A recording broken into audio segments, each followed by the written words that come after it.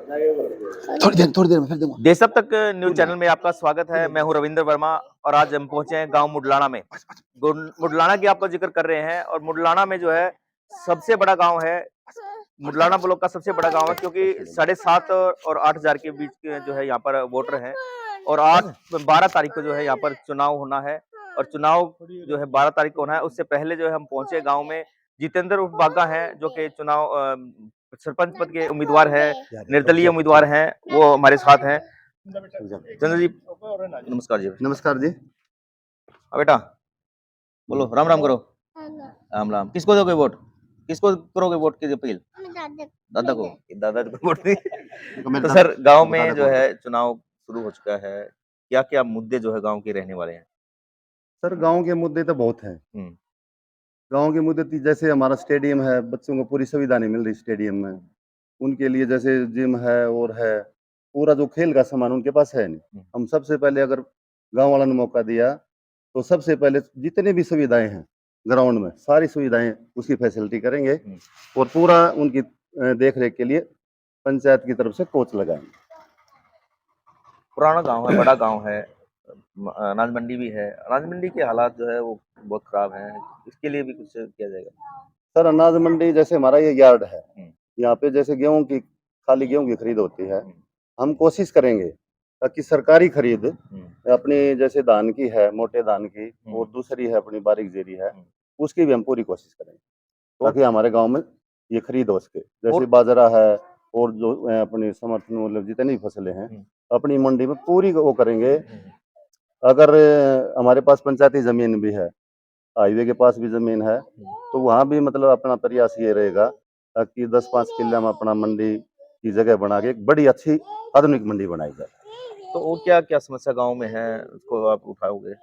देखो जी गांव में समस्याएं तो देखो काफी है हमारे गांव में। जैसे गलियां हैं, गलियों में जो कीचड़ विचड़ है, ये जितनी भी अपनी गलियां हैं, जितनी नालियां हैं, सारी को बिल्कुल जैसे अपने गवाने शहर में अपने चेयरमैन साहब ने जो भी पिछले होया उसमें उन्होंने सारी गलियां बिल्कुल एक ढक दी थी, एक पाइप दबा के, वो नामो निशान नहीं छोड़ा भाई ये कीचड़ दिख रहा है।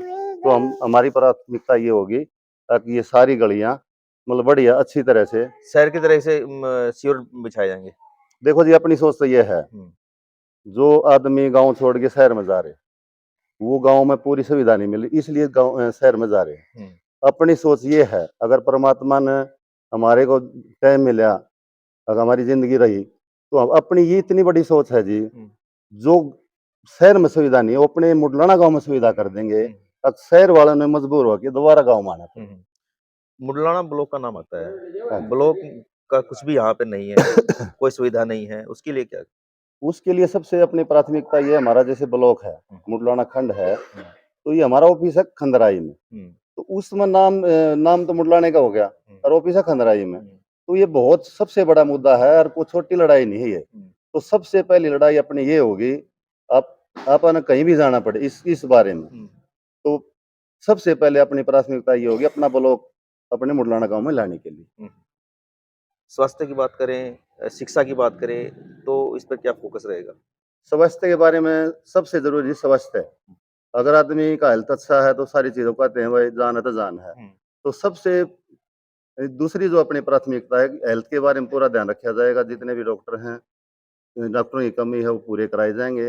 और मान ले इसमें बिल्डिंग की भी कमी है, ये सीएससी तो नाम तो दे दिया, तो इसमें जो पिछली अपनी एसएमओ थी गुप्ता जी, तो उनसे भी जो मेरी बातचीत होती थी वो मेरे को आपस में हम बातचीत करते थे कि आप इसके लिए जैसे हॉटलाइन का था वो भी मैंने करवाया इनका घूम करके। तो दूसरी वो मेरे को बार बार बोलती थी बिल्डिंग की काफी कमी है। तो अगर परमात्मा ने हमारे को मौका दिया, गाँव वाले ने मौका दिया, तो ये हम बिल्डिंग के लिए भी फंड लेंगे और पूरी सुविधा मतलब जितने भी अपने मालिक को एक्सरे की मशीन ना है या और जो भी है मतलब पूरी हम हर भाग दौड़ प्रबंध करके जो है सुविधाएं लाई पूरी जाएगी। सुविधा करेंगे। तो गांव में जो है क्या क्या वादे जो है अब की बार आपने मैनिफेस्टो में रखे गए हैं?